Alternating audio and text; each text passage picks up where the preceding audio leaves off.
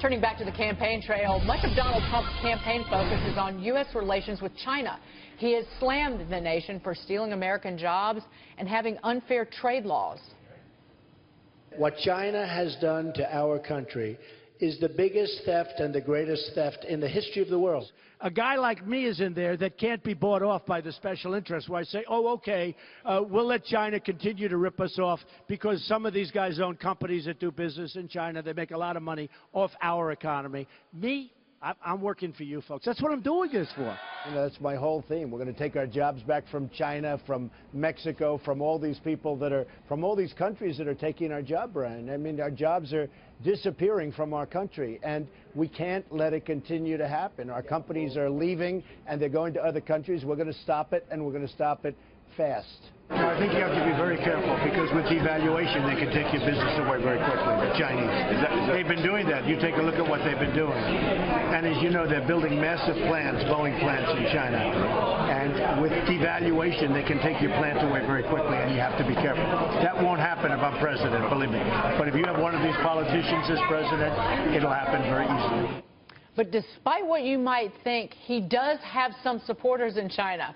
Joining us now is Milken Institute Asia Fellow and former U.S. Ambassador to Asian Development Bank, Curtis Chen. Curtis, good to see you. Good to see you this morning.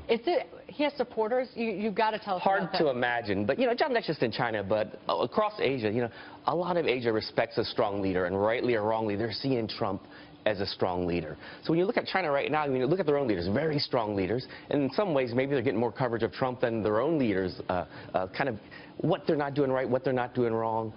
They only see what they're doing right in terms of China with their own leaders. But when it comes to Trump, they're seeing him strong and fighting back. How much are people talking about Donald Trump in Asia and in China? Because I get a lot of, I was in Canada over the weekend, and everybody wanted to know about Trump. I was in Europe, and the only thing people could ask me about was Donald Trump, whether it's good or bad. But how much of a focus is he? How much do they see him? Sure.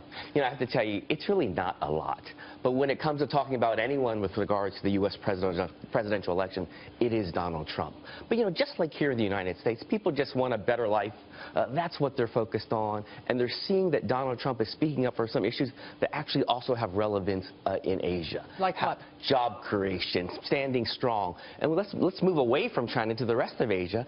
People there actually have fans, or people there are fans for Donald Trump too, because he is standing up to China. So it's a little bit of the opposite.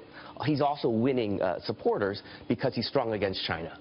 At the leadership level, how is Trump seen? I mean, on the one hand, you know, he's talking tough and all that, but really he's an unknown quantity. I mean, you look at almost any other presidential candidate, you can have a pretty good sense of what they would come to a summit meeting, you know, with the Chinese with. But Trump, who knows what he's going to do? And is that a little bit of a concern in international diplomacy? I think there's a bit of kind of a befuddlement about Donald Trump's rise and a lot of uncertainty about actually what he might do. But I think that applies a little bit to all of the leading candidates. Like Hillary Clinton has gone so far left, she's not running on her husband's platform or what her husband did. I mean, she's as close. There's no daylight between her and Bernie Sanders on a lot of issues. Well, even when you look at one of the biggest issues in Asia right now is trade.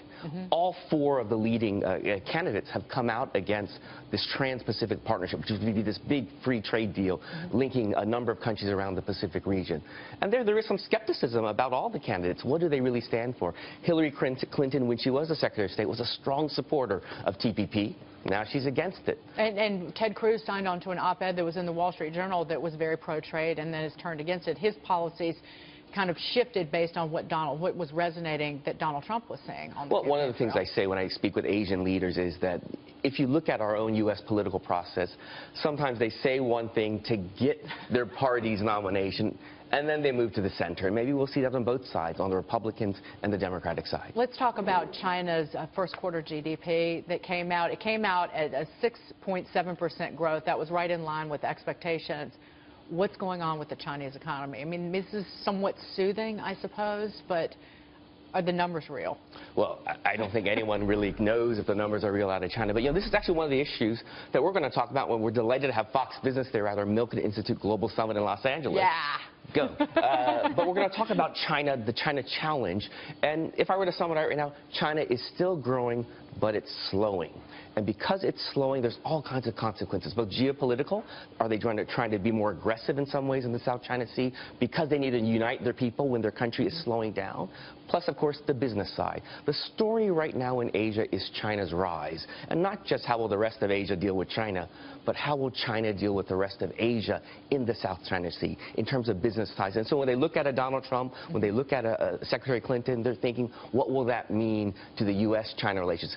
The reality right now, when we talk about why is Donald Trump popular in some areas, is because Asia is very pragmatic. They're going to work with whoever is the U.S. president, but they want a strong leader, and they want a strong leader that will stand up to China for the most part. Strong and pragmatic. Absolutely. Okay, Curtis, it was great to see you. Great Curtis to see Chen you. with the Milken Institute, and yes, Fox See you all in L.A. Yeah, I love L.A. Okay, thumbs All right. up. Thanks, Thank bye. you, Curtis.